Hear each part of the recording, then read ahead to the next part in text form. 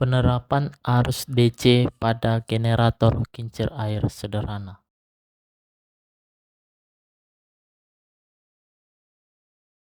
Generator adalah perangkat yang menghasilkan listrik. Ada dua jenis generator AC yang menghasilkan arus bolak-balik dan generator DC yang menghasilkan arus arah. Pada generator DC, kumparan tembaga terletak di rotor dan berputar di antara kutub magnet yang diam. Ketika rotor berputar, fluks magnetik yang berubah memotong kumparan stator menghasilkan gaya gerak listrik. Hukum Lenz. Tanda negatif dari persamaan Faraday dijelaskan oleh hukum Lenz yang menjelaskan bahwa medan listrik terinduksi akan selalu berlawanan dengan perubahan fluks magnetik. Untuk menjaga kesesuaian dengan prinsip kekerasan energi, tanda negatif pada persamaan harus dipatuhi. Bunyi hukum Faraday.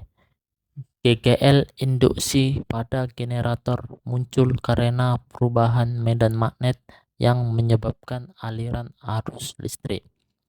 Hukum Faraday menyatakan bahwa GGL dapat dihasilkan dengan mengubah medan magnet terhadap waktu, mengubah luas daerah loop terhadap waktu, atau mengubah sudut antara medan magnet dan garis normal terhadap waktu.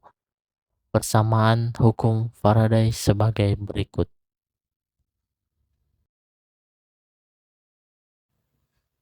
Cara kerja. 1.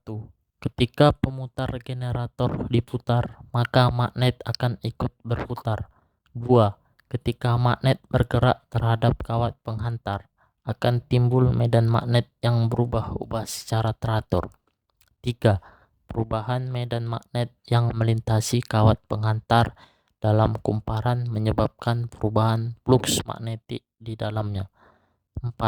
Perubahan fluks magnetik yang melintasi kawat penghantar akan menyebabkan terjadinya gaya gerak listrik induksi GGLI di dalam kawat tersebut. 5. GGLI ini menghasilkan tegangan listrik di ujung-ujung kawat penghantar. 6. Tegangan listrik yang dihasilkan menyebabkan aliran elektron dalam kawat membentuk arus listrik. 7. Arus listrik yang dihasilkan dapat dialirkan melalui rangkaian listrik.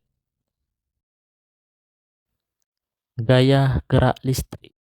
GGL induksi adalah tegangan yang muncul saat kawat penghantar bergerak melintasi medan magnet.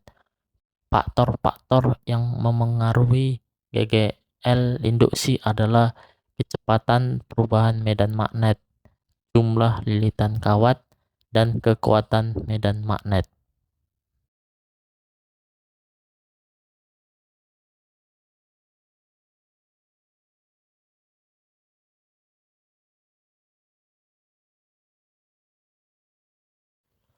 Alat dan bahan: lampu, gunting, lem tembak, sendok plastik, stik es krim, kardus, tutup botol, sumpit, magnet, kawat tembaga.